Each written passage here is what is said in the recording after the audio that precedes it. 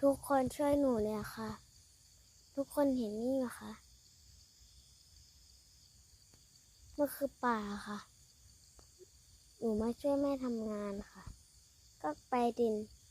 4 ทุ่มแล้วค่ะ